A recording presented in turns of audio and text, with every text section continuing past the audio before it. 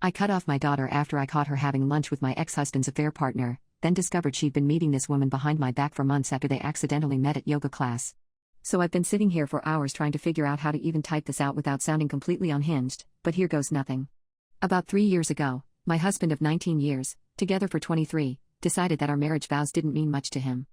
I discovered he was having an affair with his coworker, Vanessa. It wasn't just a one-time thing either. They'd been carrying on for 2 years behind my back. I found out when I picked up his phone to order takeout and saw a text from her that no married man should be receiving. When I confronted him, he didn't even try to deny it. Just said he wasn't happy anymore and that Vanessa understood him in ways I never could. Classic midlife crisis bullshit. The divorce was messy and painful, but I tried my best to shield our daughter Emma, 18 at the time, now 21, from the worst of it. Emma was devastated at first. She adored her dad and felt completely betrayed. She barely spoke to him for months after he moved out and in with Vanessa. I was proud of her for standing her ground and not letting him manipulate her into accepting his new relationship right away. Fast forward to now. Emma is in her junior year of college, and I've been helping her with tuition, her car payment, her phone bill, and her rent for a nice apartment near campus. I've been stretching myself financially thin to make sure she doesn't struggle, especially since her father's support has been inconsistent at best. Last week, I was scrolling through Instagram when I saw something that made my blood run cold. Emma had posted photos of herself having lunch with Vanessa. Just the two of them, smiling and looking like best friends. The caption read "Love unexpected connections with Vanessa" tagged. I immediately called Emma, trying to keep my voice steady. The conversation went something like this. Me, Emma, I just saw your Instagram post. Are you seriously hanging out with Vanessa now? Emma, Mom, it's not what you think. We ran into each other at a yoga class a few weeks ago and started talking. She's actually really nice. Me, nice? Nice? She helped destroy our family. She knew your father was married with a child and didn't care. I cut off my daughter after I caught her having lunch with my ex-husband's affair partner, then discovered she'd been meeting this woman behind my back for months after they accidentally met at yoga class. So I've been sitting here for hours trying to figure out how to even type this out without sounding completely unhinged, but here goes nothing.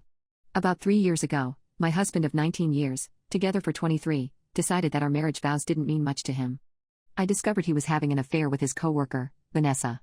It wasn't just a one-time thing either. They'd been carrying on for 2 years behind my back. I found out when I picked up his phone to order takeout and saw a text from her that no married man should be receiving. When I confronted him, he didn't even try to deny it. Just said he wasn't happy anymore and that Vanessa understood him in ways I never could. Classic midlife crisis bullshit. The divorce was messy and painful, but I tried my best to shield our daughter Emma, 18 at the time, now 21, from the worst of it. Emma was devastated at first. She adored her dad and felt completely betrayed. She barely spoke to him for months after he moved out and in with Vanessa. I was proud of her for standing her ground and not letting him manipulate her into accepting his new relationship right away. Fast forward to now. Emma is in her junior year of college, and I've been helping her with tuition, her car payment, her phone bill, and her rent for a nice apartment near campus. I've been stretching myself financially thin to make sure she doesn't struggle, especially since her father's support has been inconsistent at best. Last week, I was scrolling through Instagram when I saw something that made my blood run cold. Emma had posted photos of herself having lunch with Vanessa. Just the two of them, smiling and looking like best friends. The caption read "Love unexpected connections with Vanessa" tagged. I immediately called Emma, trying to keep my voice steady.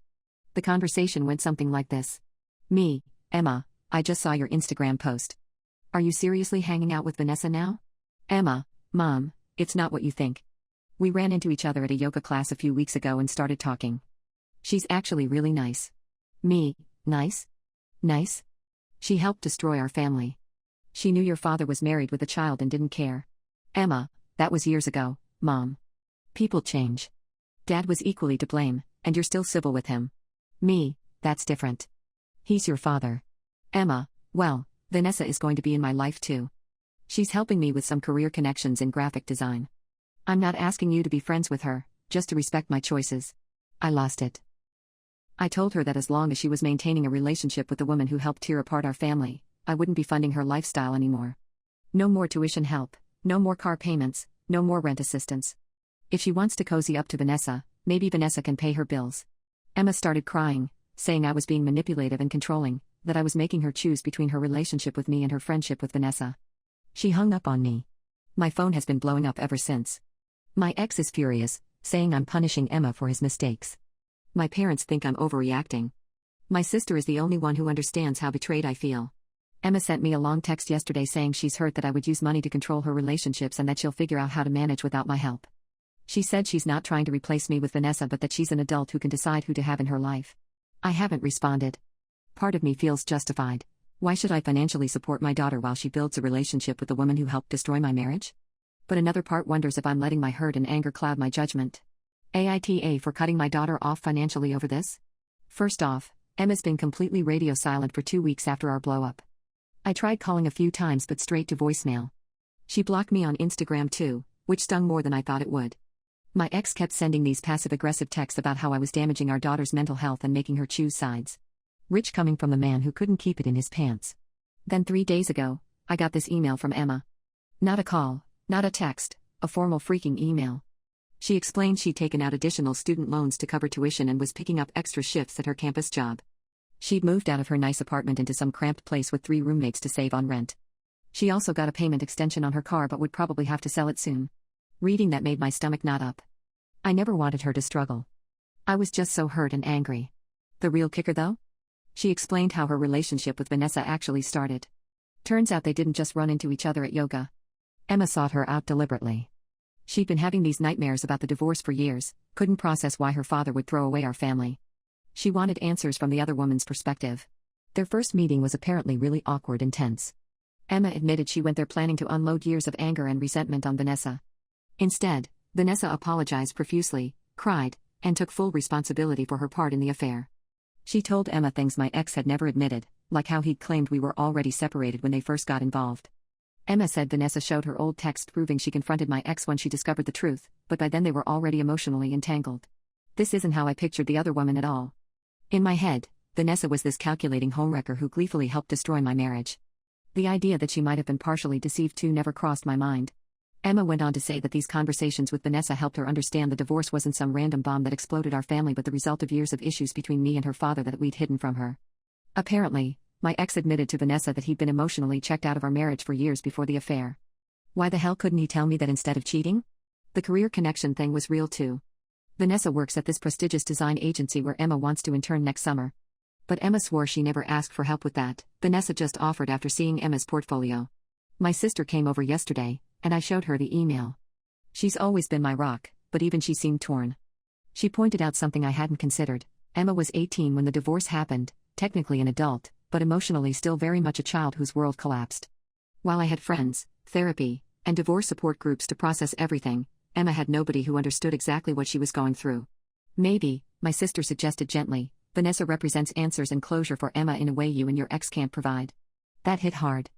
I've been so focused on my own pain that I never fully considered Emma's perspective. Yes, I lost my husband and marriage, but Emma lost her entire concept of family and security. I called my ex today, which was as pleasant as a root canal.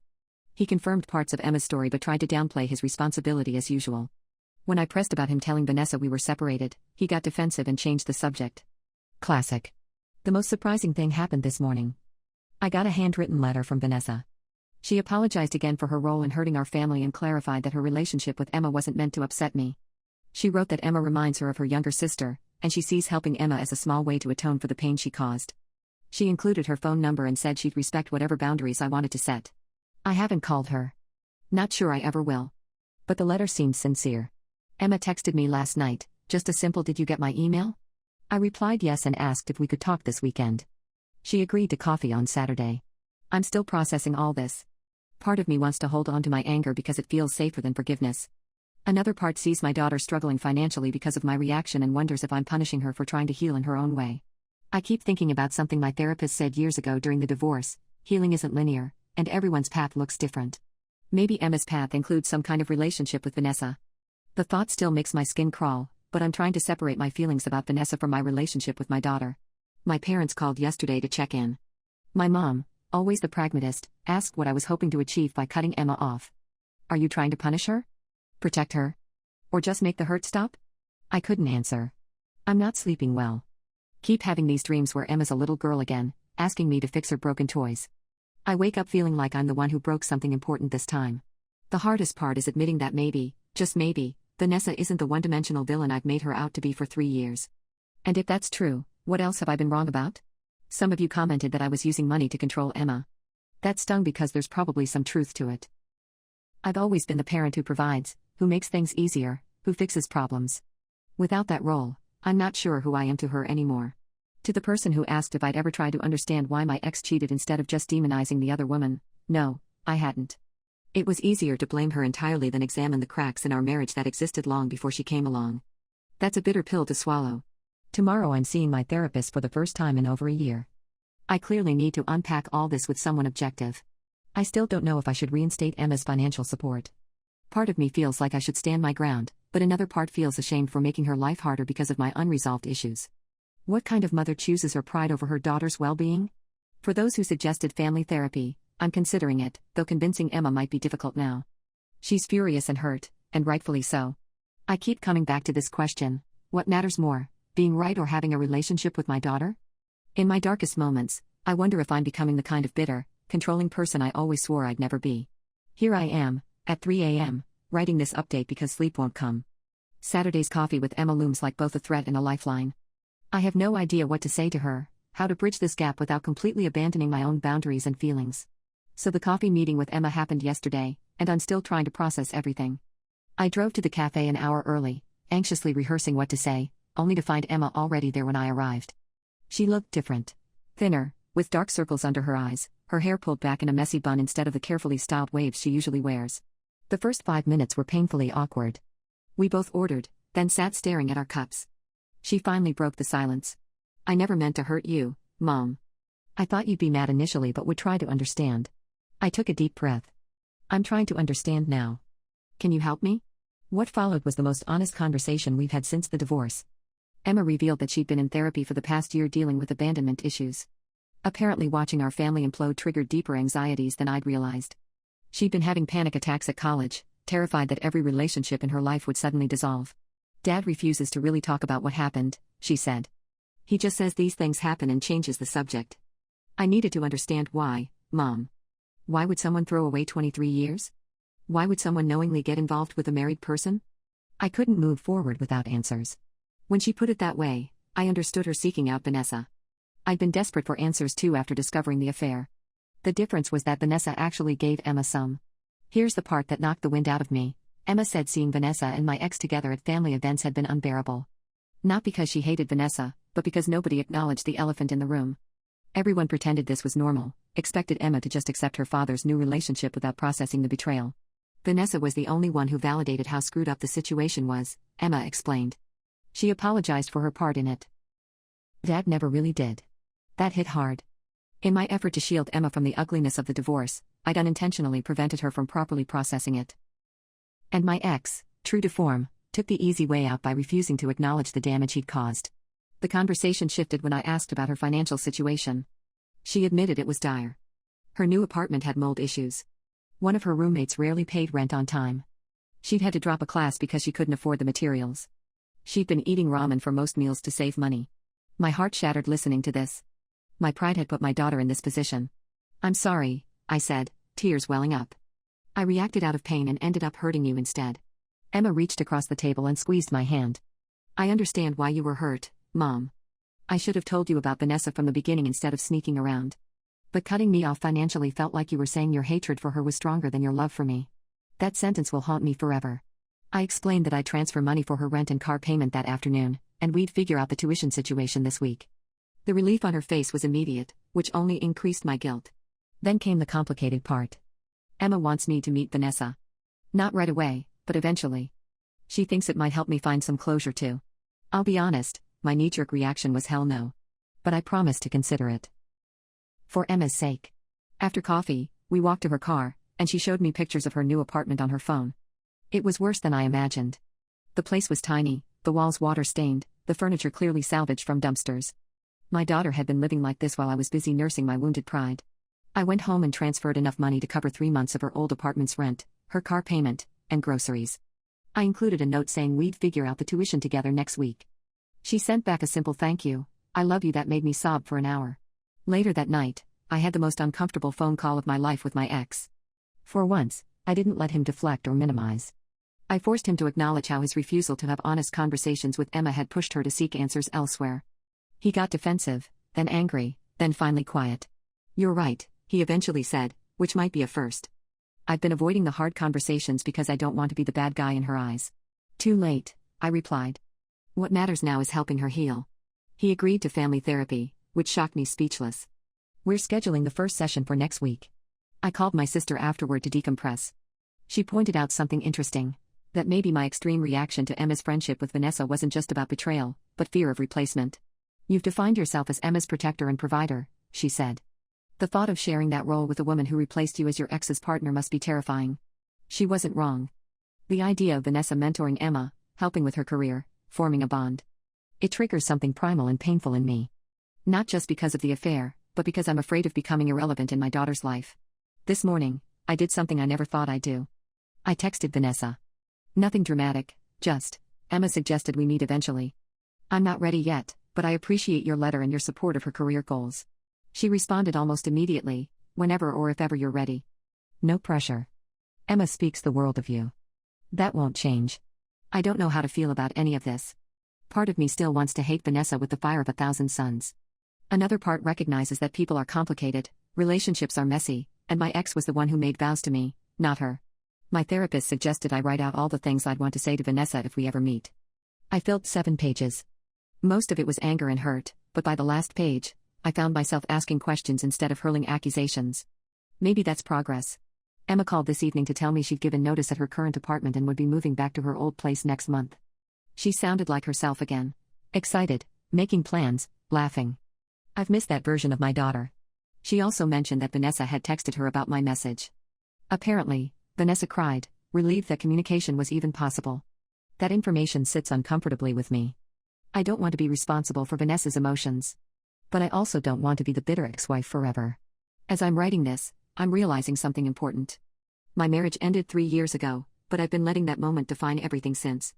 My relationship with Emma, my self-image, my ability to trust, all frozen in amber at the moment of betrayal. Meanwhile, Emma's been forced to evolve, to create new definitions of family, to forge a path forward that includes both her parents and the complicated attachments that come with them. In some ways, she's handled this more maturely than I have. The family therapy appointment is scheduled for Thursday. I'm dreading it but also hopeful.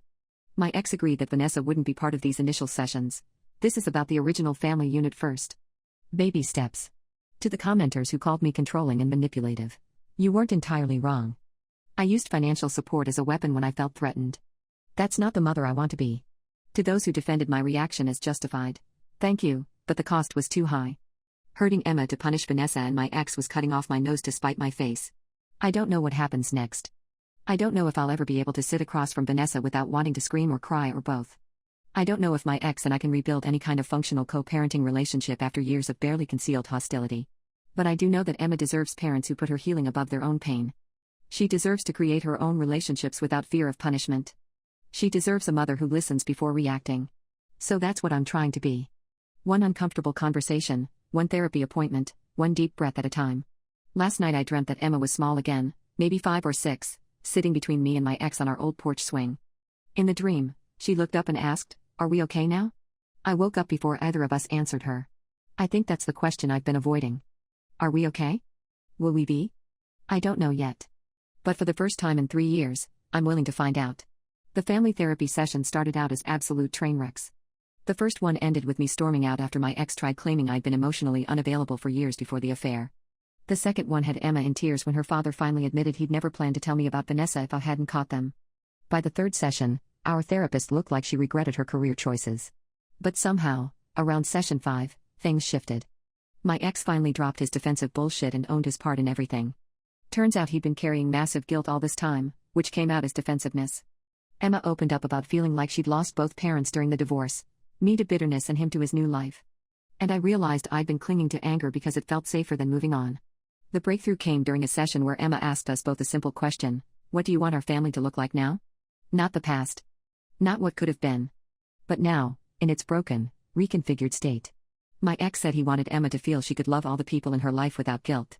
I said I wanted to stop defining myself by his betrayal. Emma said she wanted Sunday dinners without tension thick enough to cut with a knife. Small steps followed. I started helping Emma move back into her old apartment. My ex helped financially without being prompted for once. We created a group text just for coordinating Emma-related things that didn't dissolve into passive-aggressive sniping. Then came the day. Emma's design program was having a showcase, and she was featuring her senior project. She'd been working on it for months, a campaign for a mental health nonprofit focused on family healing after divorce. The irony wasn't lost on any of us. I arrived early, wanting to get good seats. As I approached the entrance, I spotted them. My ex and Vanessa, standing awkwardly by the door. My stomach dropped. I knew they'd be there, but seeing them together still hit hard. Emma had warned me, begged me to be civil. For her sake, I'd promised to try. Vanessa saw me first. She nudged my ex and they both turned, wearing identical expressions of anxiety. I took a deep breath and walked over. "Hello," I managed, proud that my voice didn't shake. "Thanks for coming," my ex said stiffly. Vanessa just nodded, looking like she might bolt at any second. We stood in the most uncomfortable silence of my life until Emma appeared, face lighting up at seeing all three of us. "You came," she exclaimed, hugging me first, then her father, then, after a slight hesitation, Vanessa. Something in my chest twisted watching that hug. Not just jealousy anymore, but something more complicated. Emma looked happy. Genuinely happy, for the first time in years. "I saved seats for all of us," she said, looking between us nervously. "Is that okay?" What could I say? Of course. So there we sat, the strangest foursome ever. Me, my daughter, my ex-husband, and his affair partner turned girlfriend. All pretending this was perfectly normal. Emma's project was brilliant. As her presentation unfolded, featuring interviews with children of divorce alongside healing resources, I felt a strange pride mingled with shame. My daughter had transformed her pain into something beautiful while I'd been wallowing in mine. During the reception afterward, I found myself alone with Vanessa by the drinks table. The conversation I'd been dreading for 3 years was suddenly unavoidable. "Your daughter is incredibly talented," she said, staring into her plastic cup of cheap wine. "Yes, she is," I agreed. "I never meant to." She started. I held up my hand. "I know. Or at least, I'm starting to understand it was complicated." She nodded, relief evident in her posture. "I'm not ready to be friends," I continued, surprising myself with my candor. "I don't know if I'll ever be. But Emma loves you, and I love Emma. So I'm willing to be civil." "That's more than fair," she replied quietly. "For what it's worth, I'm sorry for the pain I caused. I should have made different choices." I've replayed that conversation in my head 100 times since. It wasn't dramatic or cathartic.